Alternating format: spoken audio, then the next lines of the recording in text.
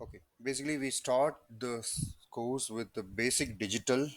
In case if any of you know the digital basics already, this could serve as a kind of refreshment for you. The reason why we do that is without this digital fundamentals, there may be some of you may wanted to enter into industry and they may not be able to they may have to go through written tests and things like that. So it is better you have a basic idea of what it is, so that like you will not be worried when it comes to the digital fundamentals and all of that. And I also would be covering a lot of the digital circuits and all of that when the class is going on. So this serves a basic requirement for the whole course.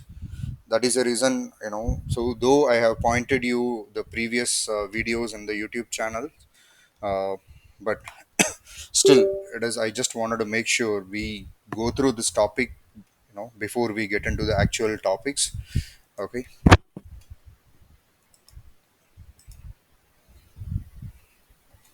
Okay, so the first thing that we look at is basically your number systems. Okay, so we know there are multiple number systems in the digital, in the digital world. Okay, in this world, so one is basically your binary, say we call that as a base 2. So it is the uh, allowed values are basically 0 and 1. Okay, and then we call this as a kind of base 2. An example is, say for example, this kind of the binary number representation, the value of this is going to be kind of, say, this is 2 to the power 0, 2 to the power 1, this 2 to the power again, uh, 0, and then say this is 2 to the power 1. So it's not 1 1 2 3, say it's kind of 0 1 2 3. Yeah, okay, so it's 3. Okay, now if you look at this, right, say this value is going to be 1, and then this value is going to be 2, and then this is 0, and then say this is 8. So putting all these things together, it is going to be kind of, say, 11. So this is how we represent the the binary numbers, and converting binary to digital, basically the decimal and all of that. Okay,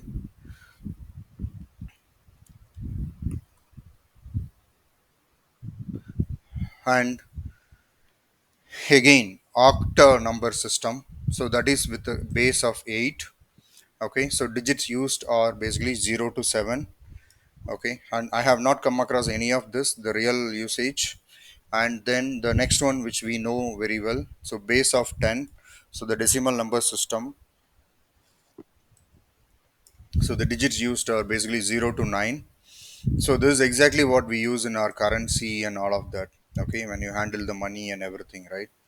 And then hexadecimal. Okay, so hexadecimal, where we use this actually,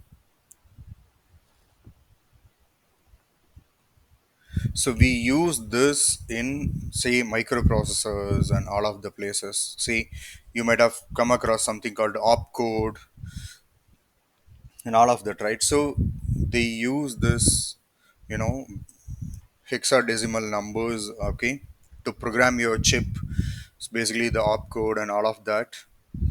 Okay, so this number systems are basically an important one when in terms of, see, you don't need to sit and solve the heavy problems, but at least understand that what and all basic things are. So let's say for example binary addition. So so how do you add two binary numbers? Okay, so for example you have 1011, then 101. So now how do you add them? Okay, so that is one way of it. So one is binary addition, and then binary subtraction, and then binary multiplication, and then binary division. So now, why do we need to know this? Say for example, right, like we talked about yesterday, the different modules in the designs. Okay, so CPU being one of the module, now they use this binary based operations. Okay, now for example, so addition, So 4 bit, say for example 8 bit adder, okay, or say 8 bit multiplier, okay. Now, so in our chip, if you look at, right, so we do lot of arithmetic operations. So it is kind of ALU, right? The unit that does all the kind of operations, or it is called ALU. Now, so your power. So what is the architecture that you are choosing? So now, for example, right? So in this addition itself, right? So there are different types. Okay, so one is basically ripple carry adder, and then you have a carry look ahead adder, carry save adder, and etc. So now let's say tomorrow you wanted to work, I mean, or say you're working on a design which is kind of power critical, then you would probably know, you should know what kind of architecture that they are using. So say simple, right? Now multiplier. What are the different multipliers that you know? So there is something called Booth's multiplier, okay, and then there are different multipliers are there. So which is going to save your time basically in terms of power area, and you gets you the same performance, okay. So you basically should know what is the way that you wanted to do it, and then a basic an architecture of what it is, okay. So this is applicable for a college fresher, okay, a passed out person, okay, and a person with 20 plus also. So the reason why I'm telling you this is, so I in this batch we have a two different, audience. One is experienced and another one is kind of, say really, relatively new, passed out from the colleges and etc. Remember one thing, a person who's coming out from college, they would, it is expected to know all these basics, but whereas persons who are really experienced, right? So now it's time that you slowly moving into kind of, say a project manager role, or a design manager role, and etc. So you would actually start getting involved in architectural discussions, okay. So you knowing certain architectures, okay, what kind of multiplier that is being used, and then is it really the effective, or you know you knowing that information would actually help you. See, there are people in my office itself, right? So uh, who are very strong in their PD and domains, but they have zero knowledge in their design side, okay, or the DFT side. Now that is becoming a bottleneck for their further growth. Say they are all kind of, say, PD managers now, okay, at some point of time. Now, so from here, now they wanted to move to a next level career, which is going to be a project manager, okay.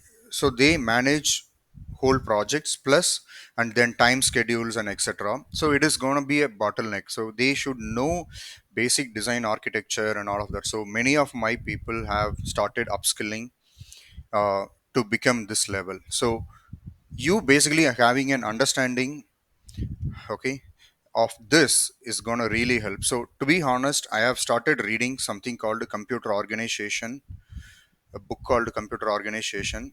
I don't remember the author, just to upgrade myself. So though PD engineers doesn't need it, but at some point of time, when you wanted to grow more and more, okay, it shouldn't become like kind of your bottleneck, okay. So that is where you should have an idea of what is the basic digital and etc. Okay, now coming back to our topic. Okay, now the next one is basically your system. Say assume this is your system. So any system that you take, okay, there are certain binary inputs, okay, zeros and ones, and then there are some outputs again that may be binary, obviously. Now it depends what kind of system it is, it depends on the system, right? So it is basically, is it a kind of what, completely combinational logic, okay, and then all your inputs you give you get the outputs after certain delay.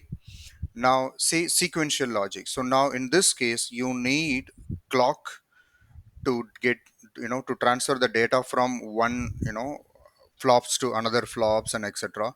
So if you look at, so system, and the system could be, either a combinational logic block, so where whose output logic is depends only on the input logic.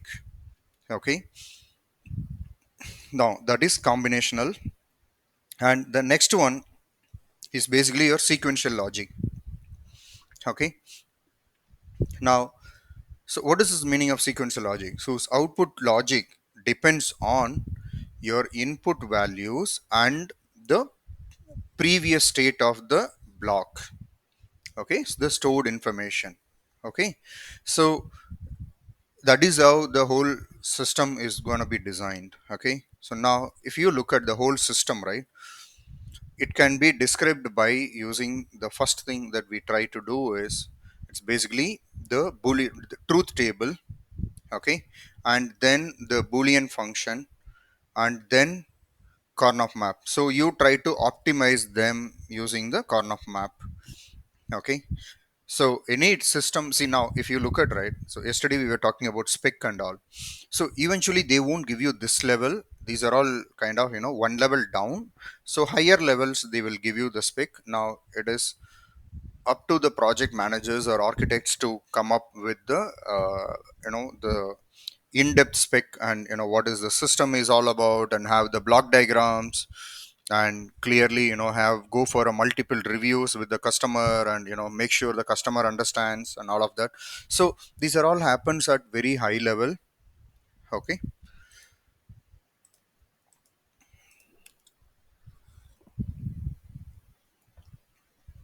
okay, so let's talk about a basic gates. Okay, so for example, now here, say this is inverter. Okay, and the truth table is basically when you give input 0, the output is going to be 1, and when you give 1, the output is going to be 0. So that is how your truth table is. Now the boolean equation is, say output equal to a bar, invert, basically it is inverting, so a bar. Okay, now this is the basic gate that we use. Probably I would say this inverter could be seen millions of time in any kind of chip that you work. Okay, and then you have the next gate, that is something that we call it as a buffer. And so what is this buffer is all about? It just whatever the input value, the same value is given, or reflected at the output. Now say you give 0, so your output is going to be 0, and you give 1, your output is going to be 1. Okay, so the equation is going to be output is equal to just an input. Okay, now see, remember, the most used gate in the whole chip are basically buffers and inverters. Buffers and inverters. Okay, and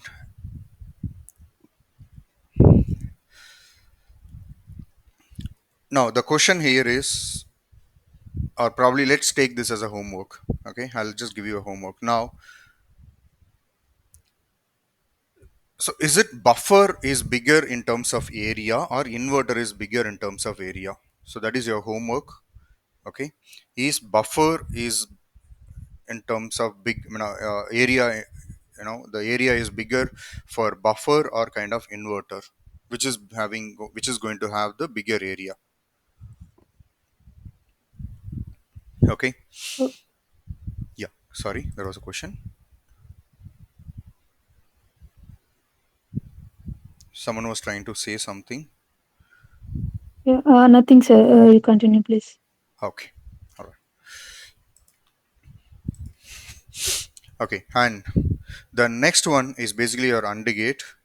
So it is exactly, if you look at, right, see A and B are inputs. Now AND gate meaning when both the inputs are 1, or logical 1, or logical high, the output is going to be 1. So that is a kind of way that, the gate behaves. So in all other cases, if any one of the input is 0, it is all going to be, see, 0.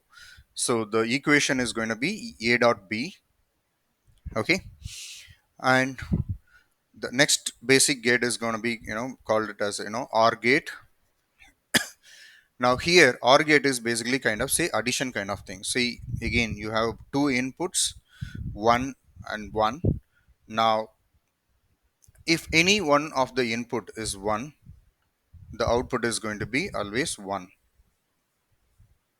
Okay, so that means when both of them are 0, the output is going to be 0. In other cases, it is going to be, output is going to be 1.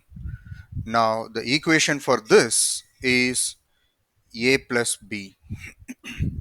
Okay, it's a plus b. Now the next one is basically the NAND gate. Again, two inputs. Now the main thing here, if you look at, right, say it is exactly like AND gate plus an inverter is what NAND gate is all about. Okay. Now you look at this here, when both of them are 1 and 1, it is going to be 0. Okay. When any one of them are 0, it's kind of, say, output is going to be 1. So that is how your NAND gate is kind of, designed. Now the equation is basically, C output equal to a dot b whole bar. Okay. And then we have a NOR gate. Okay. Now NOR gate says it's basically OR gate plus an inverter. Okay. So A and B, it's basically, look at here again, if both of them are 0, it is going to be kind of 1, the output. And when all of, any one of them is kind of 1, it is going to be kind of, say, 0. So the equation is going to be a plus b whole bar. Okay. Now, so these are all basic logic gates. Now, so we would also be designing these gates using the CMOS circuits in the upcoming classes. Okay. Now we will also try to do the layout for all this, to know what is meaning of standard cells and then layout and all of that. Okay. So when we move to the CMOS topic, you would actually, get to learn the CMOS circuits and how the layouts are. So what is the meaning of pins and how do you decide the pin locations and what is the meaning of poly and everything. Okay. Now the next gate is basically XOR. So this XOR is basically again having two inputs. Now remember, when both the inputs are same, it gives 0. Okay. And when they are different, then it gives 1. Okay. So can you guys tell me a simple usage of this XOR gate where you can see it, where you can use this? When even inputs, Uh, same inputs are passing Checkers, output. we can use in checkers, sir. Odd parity checker, even parity checkers. Errors so is we can get. and then you It can also, also use it in comparator, sir. exactly. Um, So you try to use such gates in comparator. So I have worked on one of the design where I had to have internally 32-bit comparator. Okay. So now how do you implement this 32-bit comparator using this, XR thing? The reason why I am saying you this is, see, don't take this class as a light. See, I would be throwing you a lot of practical things, based on my experience and based on my learning. So now this 32-bit comparators is basically, you can actually go and do it like kind of, say this is one, say this is another one, say this is another one. So it is kind of completely, something like this. Okay, one is kind of, in a serial way. Now there is another way of you doing the same thing.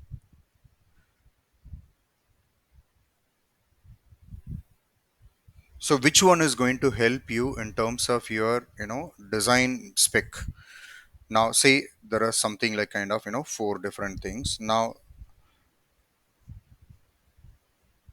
so this is another way of you implementing it.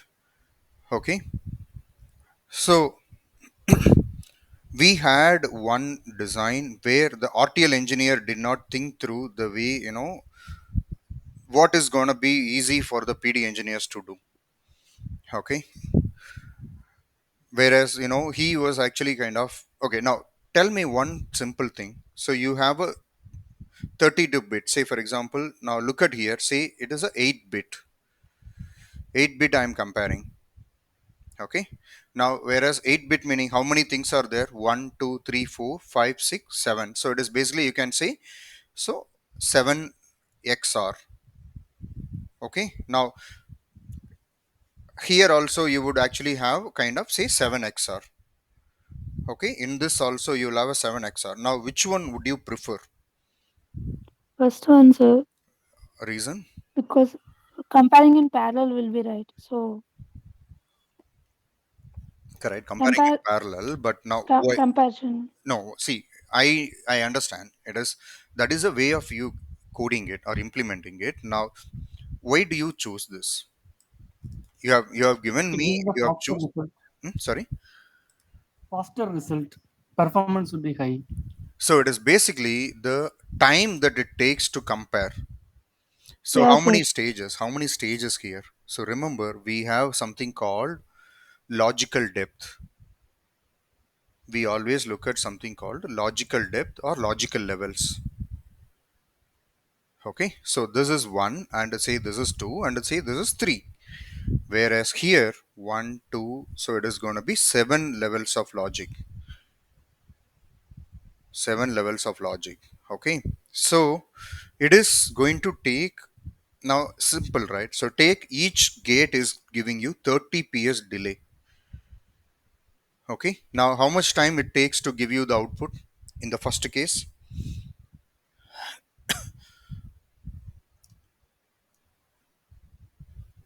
90 90. PS, sir. Okay, so it is going to be kind of say 90 ps. 90 PS. Now in this case, how many it is going to, how much time it is going to give you in this case? 210 PS, 210. sir. Okay, so 210 ps. Now Yeah, that sir. is going to be hitting you when it comes to your performance. Okay, so why I am telling you this is, you would actually learn something called STA, static timing analysis. Now during that time you would actually get to learn uh, why we prefer the kind of design which is kind of shorter, with shorter delays, and why, what will be the impact of such design. So this 32-bit, say in this case 7, sorry, say 8-bit, right? So 8-bit. Okay, now if it is a 32-bit, what will happen? It would be multiplied Yep. by say 4 times, correct? So it would be approximately 1 ns and all of that. So it depends on your frequency and all of that. So you should know how the implementation is. So when you see, being a PD engineer, right? So you should, one, the moment you get your inputs, you can open the design and check something called the critical paths and all of that. So XR gate is kind of one of the very very vital thing where it can be used here as a comparators, and certain things. Say for example a simple password checker. Okay, so you set your password and then you enter your password later stage, and then it is exactly comparing what it is, right? Okay, so XR and XNOR can be used in the same thing. Now XNOR is exactly same as XR with just only one extra inverter in the output. Okay, so remember this is A exclusive B, and this is A exclusive B, the whole bar. Okay, okay, so let me give you a small homework. Okay, say XR. Now 16-bit XR. 16-bit XR is the gate that you are going to use.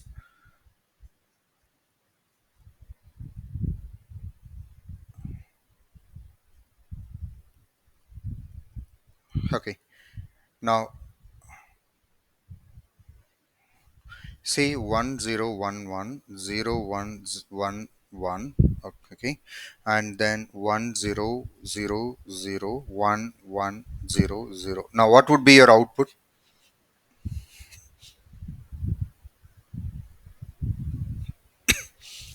What would be the output here?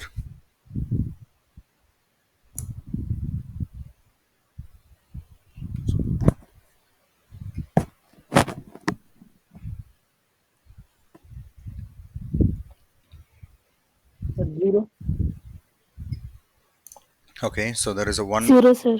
Okay, so 0, 2 votes. Next.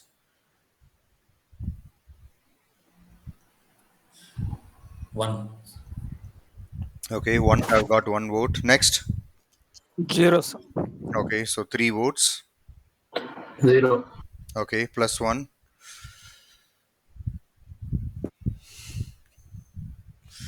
What about others? Give a try, no? So there is nothing wrong in it, right? So you're just trying to learn. No one is going to judge you here. Everyone is in the same page.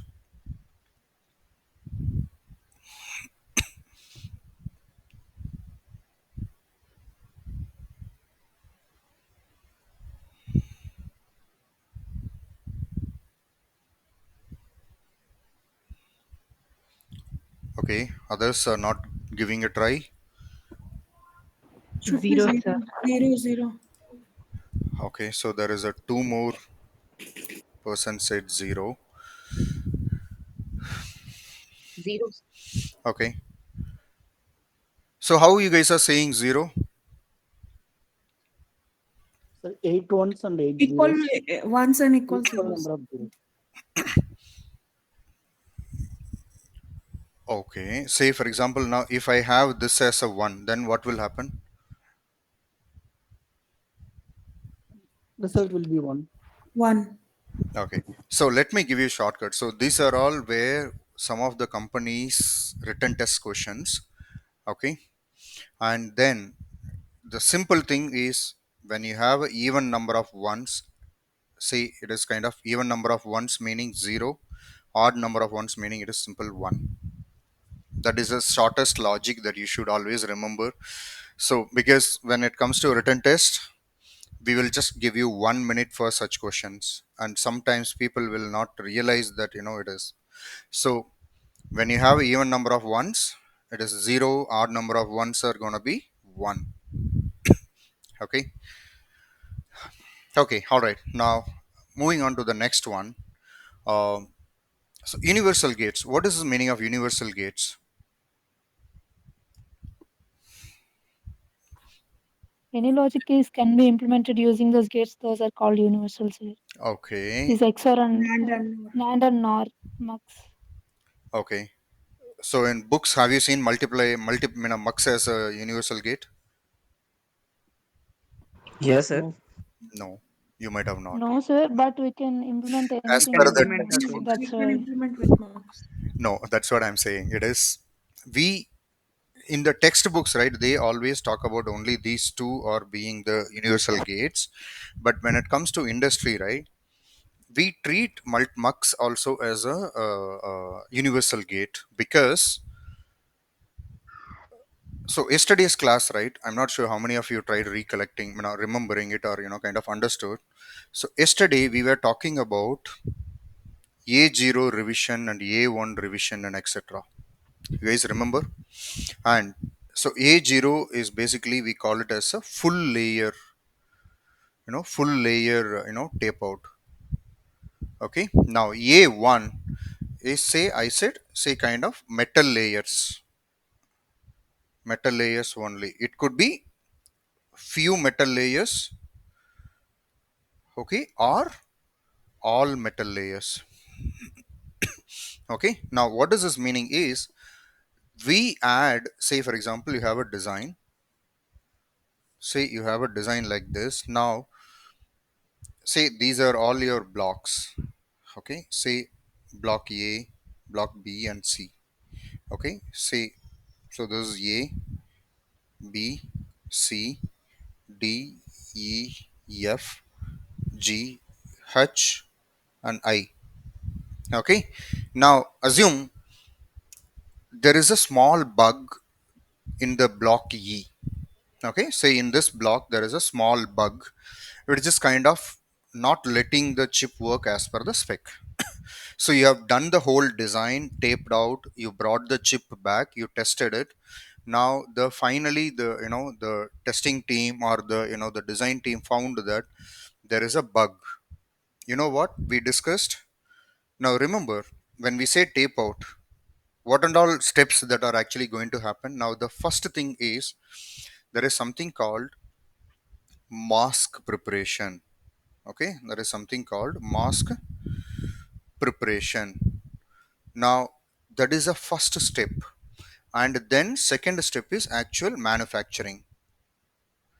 When it comes to IC manufacturing, after the tape out, these two are the steps that usually happens. Okay, now this mask preparation will take 1.5 months. Okay, and this manufacturing would take another 2.5 to say 3 months. Okay, now you know that totally it is kind of say 4.5 months or say 5 months. Say you have taped out this design in the month of say Jan 23. Jan 23 you have taped out. Now in June 23 you are actually getting the chip in house. Now you spend 2 months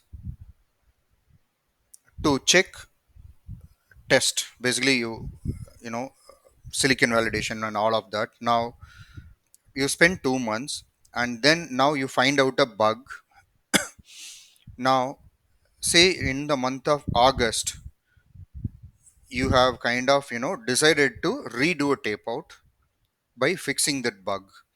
Okay, now what is that you are going to do? So you are going to take 2 more months, okay, or say 1 month. Okay, now you have to work on fixing that bug, and then A1 tape out. This is what usually happens. Okay, A1 tape out. Now when this A1 tape out, right, what is this meaning is, now I am going to see, mask preparation involves again a cost. Now manufacturing is again a cost. Now can we reuse the A0 parts, A0 masks and everything? Okay, remember, so how many layers we will have? So if you guys look at, right, so in VLSI, so we have kind of multiple layers. Okay, It depends upon the technology we are using, sir. yeah, I understand that, all that I understand. So if you look at this particular slide, okay, in this slide, what is it you see here? So in CMOS technology that we are using, so you have a base layers. So these are all the layers that you would eventually learn in the upcoming classes. Okay, so if you look at here itself is somewhere around kind of 20 different layers you see. Okay, 20 different layers, but the latest technology and all is more than 80 plus layers. Okay, 80 plus layers that you would actually have in the process. Okay, now having said that, here now having said that, you know what, we will try to touch only few layers and try to use it. Now this is the place where we make use of this universal gates. So we add, okay, we add universal gates as a spare cells. Okay, we add universal gates as a spare cells. Now the spare cells in this area, whatever that you will have, so you use those cells to correct your bug. Okay, so now this is something as same as your car stepney tire. So you are actually already having a four wheel, and then you are actually having one more wheel for an emergency. So now we also sprinkle all these universal gates in all the blocks. Now whether they are going to be used or not, that and all is secondary, but they would eventually get used if we have a kind of bug that is discovered after that, after your tape out and all of that. So we use the spare cells. So just write down, this is a term that I am using, say something called spare cell. So use the spare cell to fix those bugs that are kind of coming in the later stage. Okay, now this universal gates are kind of used as a spare cell, which could be used to fix any kind of bugs in the later stage. And the same thing, we can configure this any kind, so you don't know what kind of bug that you would be getting. Okay, so when I say bug, okay, I don't bother so much now. So it could be something that digital circuit, there is a wrong wiring. Okay, now that wiring needs to be corrected, or they have to add some new operation and all of that. That is what people call it as a kind of say a bug or something like that. So it is some, it's when I say bug, it is something to do with the addition of new cell, or altering the connections. That's a basic thing that you need to understand. So now you make changes in the whole block, whatever the bug is. Now go and redo all the all the sign off checks, and then do tape out. Now again, try to reuse the mask previously, from this. Okay, so 1.5 months now cut down to 2 months, 2 weeks. Now so 2 weeks to 2.5 months plus, so in 3 months now you get the chip. So now this way you're getting the chip out quickly, and you can give it to your customer in the easier way, in a faster way. So universal gates are really really an important one. Okay, so uh, if you look at, so this is what we mainly put it as a kind of the spare cells. So you would see couple of NAND gates and couple of NOR gates, and then few buffers and few inverters, and then few flops. So putting all these things together as a kind of spare cell. Now you might wonder, isn't it a area wastage? So adding the cells, let's say if the chip is working in the first shot itself without any bug, so then in that case, do we really need the spare cells? So look at, right, so you always target PPA, power performance area. Now so you are adding the spare cells, which is going to be 1 to 2%, which is going to be reserved for future bug if there is any. So is it really worth 1 to 2%, 1%, or say 1%? So we know that there is nothing is going to be if the chip is working for by chance, by luck, or say with maybe it is because of good effort from the verification team and all of that, they would have figured out all the things and fixed everything. Now the chip is working, A0 is perfectly working, no worries, nothing. Now so this cells, whatever that you add this as a spare cell, is of no use. Okay, they will eventually be there inside, they will sit and they will occupy their area, and they will also keep consuming your power and all of that. So you have no other option. But there is no designer or no design, you can go with 100% guarantee that it is going to work. That is the main reason nobody would take a risk. Okay, so remember. Sir, Yes, uh, by luck, if it works, is there any chance to remove those spare cells? already IC is in your hand, how will you remove it? Mm. You understand, right? Yeah, sir. So you have Mm. already got your IC in hand, now you cannot do any post process. And remember, even though you have an IC which is kind of not working, you cannot open the IC and fix anything. For your information, that is not at all possible. Okay, it is, you have to fix the bug in the DB, and then you have to redo the tape out. So don't think that okay, you have an IC which is kind of not working. Okay, now so can we remove the package, and with the oscillo, with the kind of microscope, and can we deposit or alter the connections? That is not at all possible. See, that is possible, and they do it only for testing purpose, but eventually you cannot do any such things, because that is going to involve more cost. Now coming back to our topic, right, so universal gates going to act as a spare cell, spare cells would be sprinkled all over the chip. So it could be around 1% of your total, which is going to act as a reserve, resources for the upcoming bugs, or say probably you, if you see any bugs, you would actually fix them. Now, if your chip is working, then unfortunately these have no use. But as I said, right, nobody is going to have a 100% confidence that it is going to work. The chip is going to work in the first shot. So based on my experience, it is like in the last 10 years, none of my designs have worked in the first shot.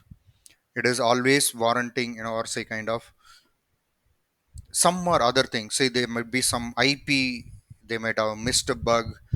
I had worked on your, say, I'm sure everyone is using laptops. So I was working on one of the design where the laptop fingerprint scanner, it was mainly meant for Dell. So we were kind of, having already the chip was working and everything fine, but there was a requirement. Let's say if someone has cut your finger and, if they try to, unlock your laptop, it still works. So that is how the design was. Or so there are chances that somebody can open the chip and unlock or probably tamper that mesh, and then they can still do that. Now there was a enhancement request came where they sense the blood circulation kind of thing with certain, logic or some kind of sensor. So if someone is trying to, cut a finger and, put it, it will not work. So that is a kind of level, people will try to, get into. So that enhancement we could able to do it with the help of this parcel, which saved millions of dollars for the company. Okay. And then there is another thing where IP was kind of, wrong version that we picked. So that eventually, kind of led lot of power drain, and then we had to redo the whole tape out with the latest IP. So in industry this happens quite often. Okay, so universal gates are basically used to implement any kind of logics which would be used as a spare cell in our regular designs. Okay, so we'll give you a minute to ask questions if any.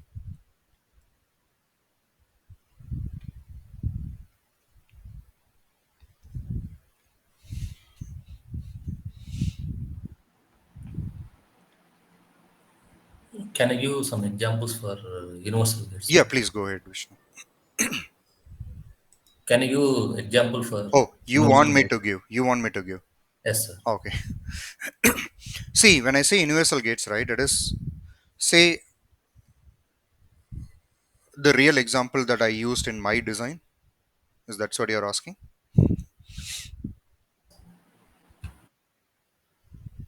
Uh, Vishnu? Sir, only we have this NAND and NOR, these two and multiplexers. No, no. See, I told you, right? See, it is your, as per your textbook, NAND, NOR, MUX. Okay. But when we add the, uh, Industry part. when it comes to industry, we add flip flops also sometimes. Okay. Because there is no Yes, sir, guarantee we that, can see flip-flops in designs, right, sir?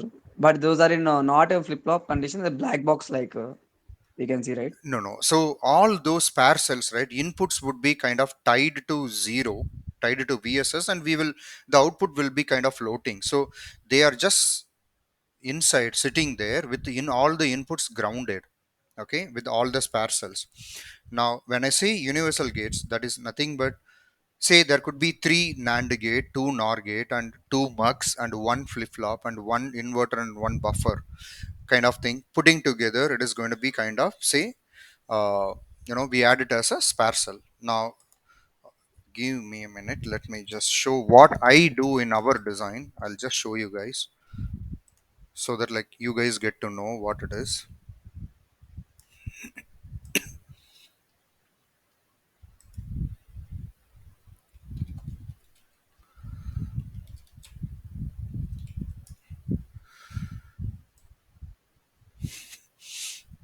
Okay, so you guys can see here.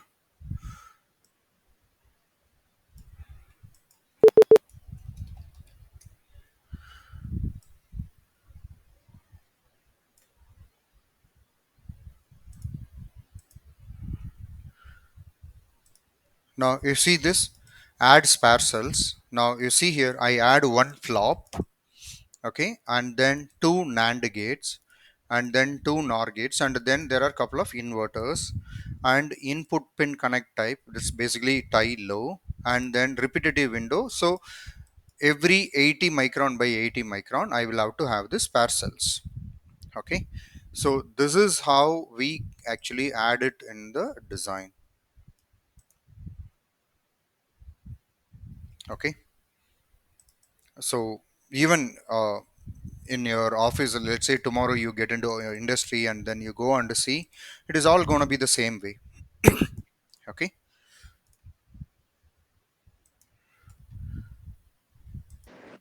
Hi, hi, sir. Yeah, hi. So just a quick question. So those cells will be added as a group. I mean, all those that you mentioned, 2 plus 1 plus 1, after Correct. 80, or they will be spread across 80, 80, No, 80. no, no, no. So it is like kind of say this is your design. Mm-hmm. Okay. Now say this is your 1000 micron.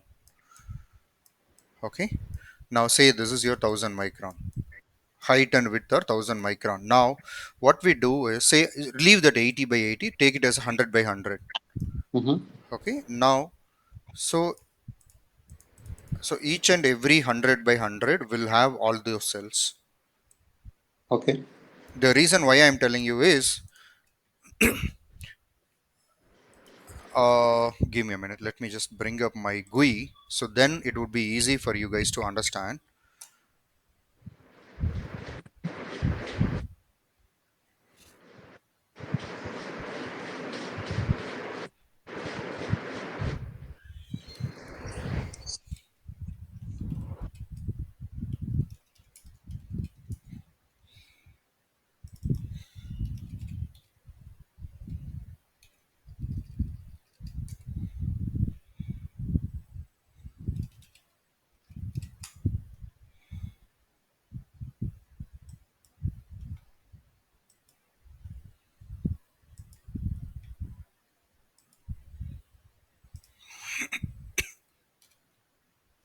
Okay, now you take a look at this logic. Okay, now so you have got your things here. Now let me just go and color it.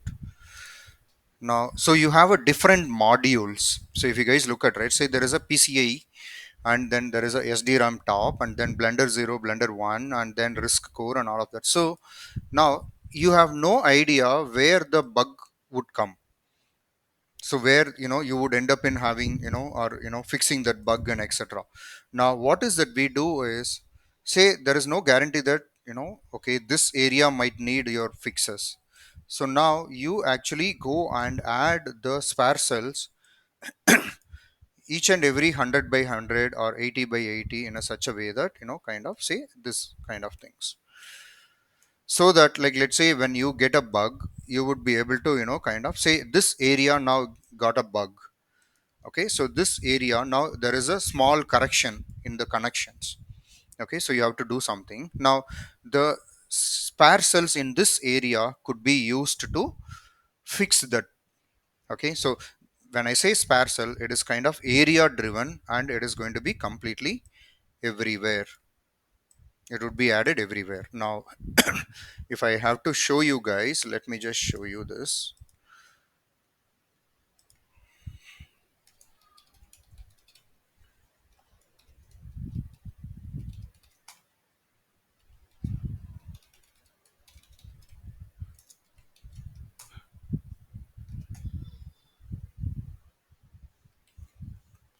Now you see this, it is kind of sprinkled everywhere. It is kind of sprinkled everywhere. Okay, now see this the whole thing, when I say sprinkled everywhere, meaning you don't know. Now let's say in this place you might end up in using these spare cells for fixing your bug. Okay, now say if I have to zoom and show you.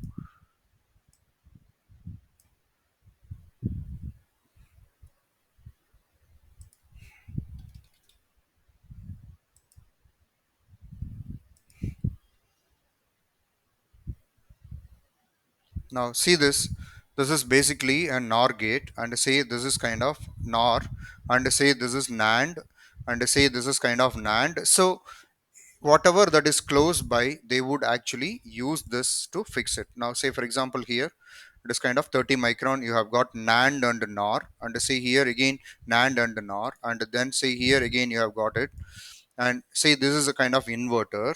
So it is kind of within that 100 micron you will have all this kind of cells that are kind of spread it.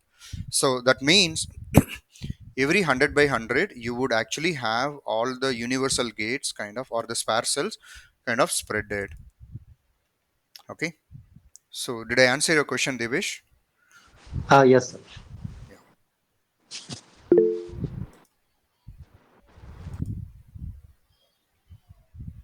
Okay.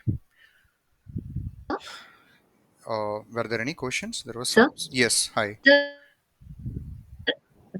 Sir, in that you said it'll be sprinkled all around. So, like say in 80 by 80 dimension, is there any specific way you place them, or is it just randomly placed?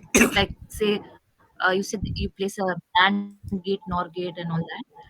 So, how do you place them? Is there a specific? Okay. According No, to let me tell you the the reason. Okay, I got your question, Rashmi. So your voice is kind of breaking. So I believe I got your question. oh, sir.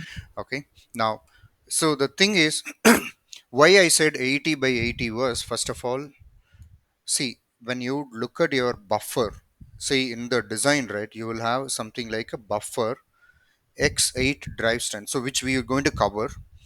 Now, this X8 can drive 100 micron, is what we always consider. Okay, we always consider that as a, it is going to be kind of uh,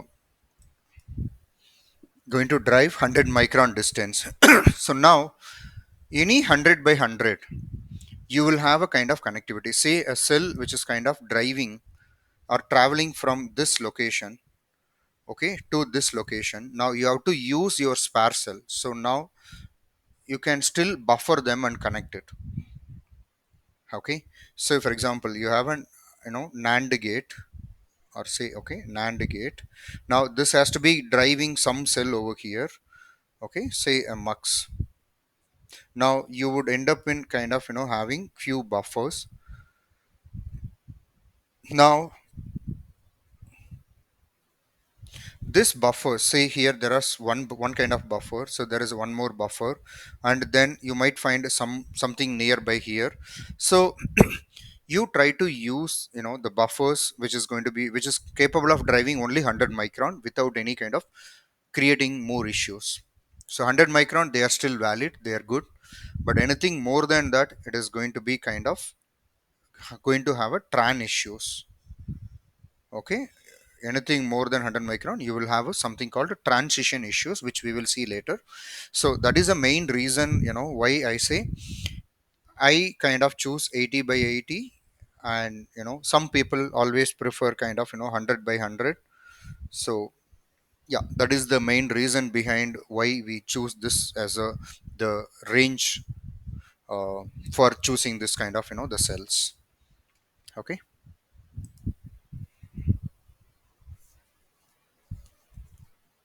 I hope I have answered your question, Rashmi. Yes, sir. Thank you. Yeah.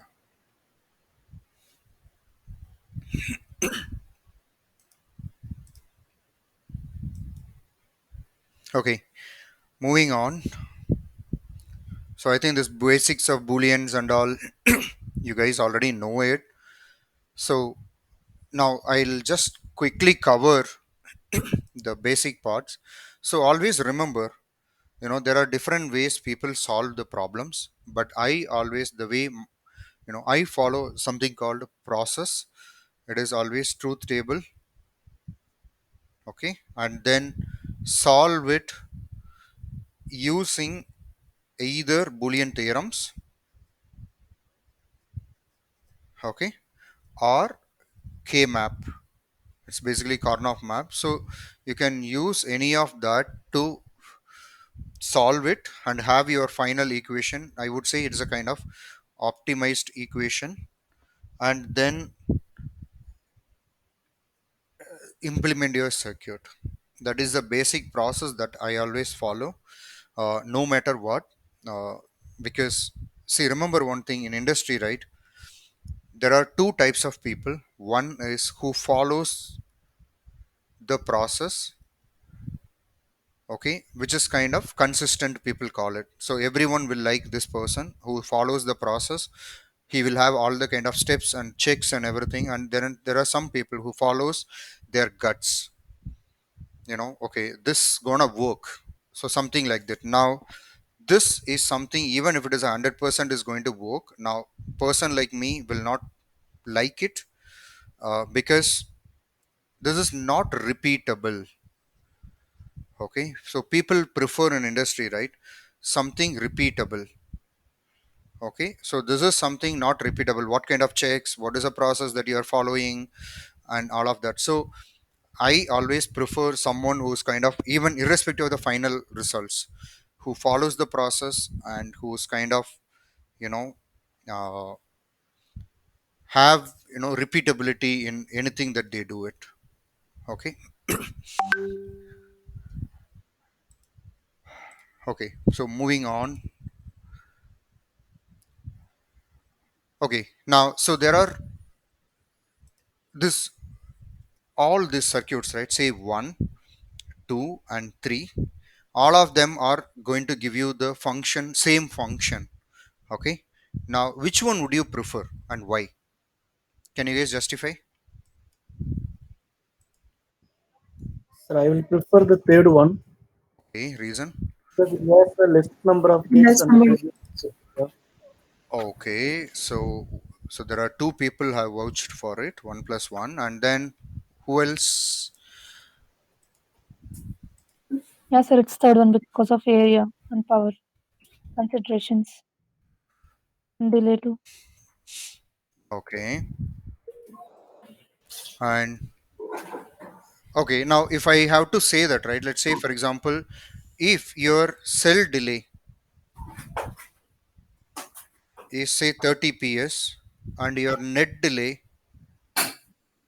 is 15 ps, now what would be the time it would take, and can you guys tell me what it is going to be? What would be the time it takes to reflect at the output?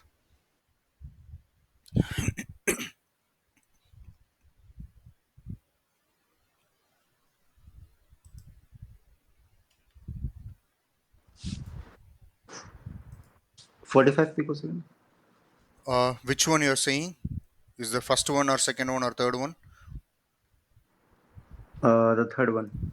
Okay, so third one you're saying it is going to take 45 ps. So each cell delay, I'm talking about each cell. So it is not just Oh, Sir, 135 PS, sir, for third one. okay, Sir, 135 ps for the third one. How?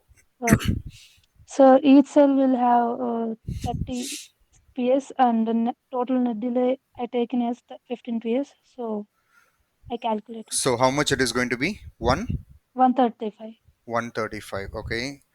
For Okay. second one, it's a 225, and for first one, it's 190. 225 ps for first one. 95 PS. Okay. What about others? Quickly give me your answers as well.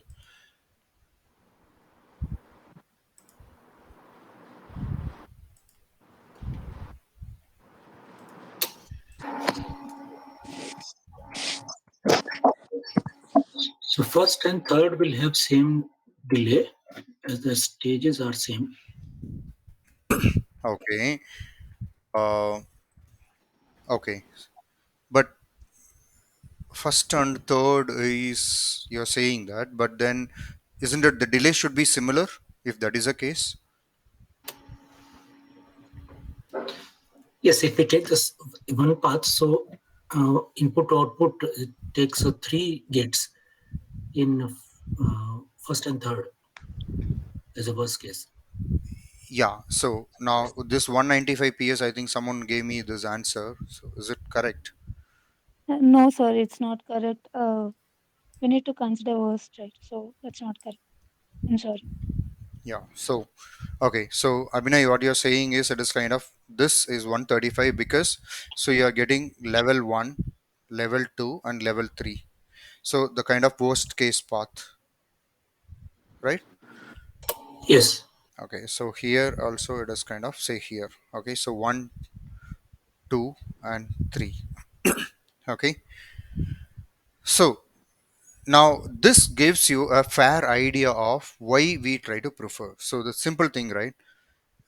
See, sometimes what happens is, why I give you this circuit was, now who gives you the input? So when you are a PD engineer, right? So yesterday we have seen, right? Now who gives you all this in netlist or the inputs? So first RTL team who gives, who designs the RTL, who writes the RTL, and then we have a synth team who converts the RTL into a gates, and then so I would just say DFT in this itself for a simplicity purpose, and then we get PD. Okay, now the person who's start involving, right, or probably who's handling the gate level is starting here. Okay, now you need to understand there are a lot of optimization switches. There are a lot of optimization switches that can be enabled in the synthesis. Now let's say you are having a critical block. Say you are kind of, assume you are a 10 plus experienced person, and this is a kind of critical block, but you know what, the synthesis team have put up probably 1 plus guy on this block. He has not he doesn't have much idea of what kind of optimizations that he has to pick up and all of that, so he kind of just not doing much optimization, but eventually this guy suffers. So you know what, when you know that your design is very critical, you know what, in some of my designs I have driven the whole synthesis actually. Okay, so when I say that, right, I would actually I would actually go back and tell him, have you optimized area? Okay, have you enabled constant 0 and const 1 optimizations? Okay, and did you optimize all the, any there are any floating outputs? Okay, floating outputs, have you optimized it? So PD engineers should know what are all the best way to get the circuit optimized that will eventually help him to reduce the area. You know what, when one of my design, the synthesis flow was kind of not properly reviewed, so eventually that was kind of when I got involved, so all the floating outputs, and then constant zeros and constant ones, and then area optimizations, and then there are few more optimizations, so boundary optimization and all of that, so it have led kind of 6% area reduction overall, and it helped your timing closure. So now what is why I'm saying you this is, you should learn, or you should always have, when you get your design right, you should always question your the synthesis person, is this really well optimized circuit? Okay, now why I'm telling you this is, if the circuit is say something like this, it's kind of unoptimized, you know what, your timing will go for a toss, so your performance will go for a toss, and your power also will go for a toss, because 1 2 3 4 5 6 7 gates. Okay, and then your area, so your overall PPA goes for a toss.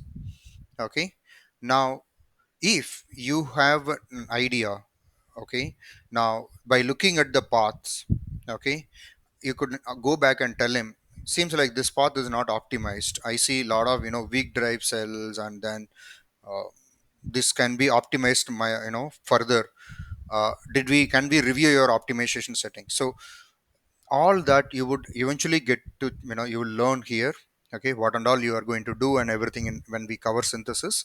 But just understand that why I say the digital basics is important is, you would be interact, or you would be dealing these gates every day to day basis.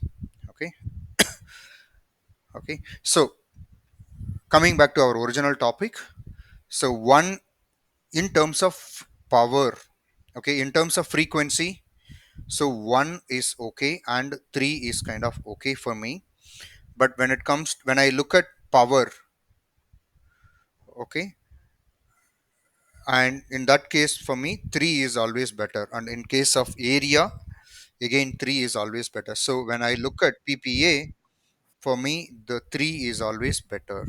The number of gates and the area and the inputs with different number of the input pins. So now look at here. How many inputs are there?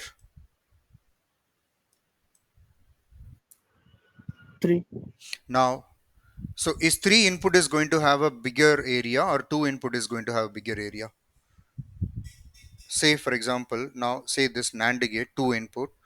Now the same NAND gate 3 input, which will have a bigger area? 3 input. 3 3. inputs, sir. 3, sir. 3 input will have a bigger area. Now, even though it is kind of frequency and power and all of that, so it is because the number of inputs are, of the cells are higher. Now, to be honest, right, I should have told you when I gave you the cell delays, right? So 2 input cell delays are 30 ps. Now say 3 input cell delays are say 40 ps. That is the right way of I should have given it, but that is okay.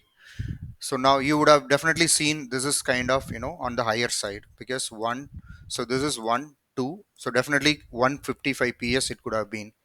Okay, so you should always work on the optimized designs, okay, to meet your PPA targets. Okay,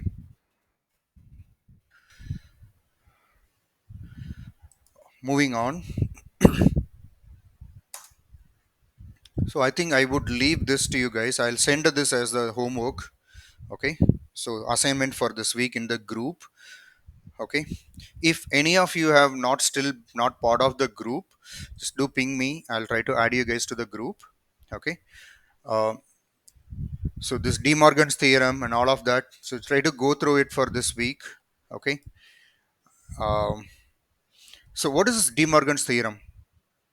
So these are all common normal Boolean equations which you would use it to optimize your circuits. Okay, so remember one thing, I don't expect you to buy head, or kind of mug up all this. Just understand by looking at, or the way how it is. Apply zeros and then ones. You play with that equations for some time. You would remember it for lifetime. Okay. Okay. Now coming to the Boolean, sorry, the De Morgan's theorem. So what is this De Morgan's theorem? What is the benefit that it gives you?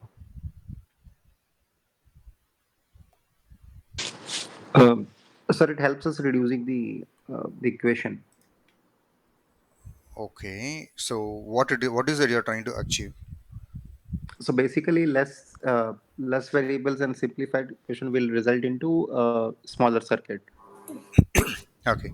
So Optimization. yeah, so exactly. So it gives, so the De Morgan's theorem will have, it enables little more aggressive optimizations. Okay. So what is this meaning is, so this NAND gate, we have seen this, right? This NAND gate is something that can be converted into a NOR gate with the inputs inverted, with the two inputs inverted. Okay. Now the same case here, the NOR gate is kind of equivalent to a AND gate with both the inputs are kind of inverted. Okay, so this enables little more aggressive optimizations where you would actually get the best circuit. Okay, so this De Morgan's theorem is one of the important thing that in the tools that we have all these days, right? I mean, say for example, you have a design compiler and all of that, so they use all these equations internally with little more advanced algorithms and everything, and they optimize the things. Okay, so try to learn that, and I'll try to give you both of this equation in the group. I'll try to post it and you guys can go through it and try to solve it, and we will see that in the next week. Okay.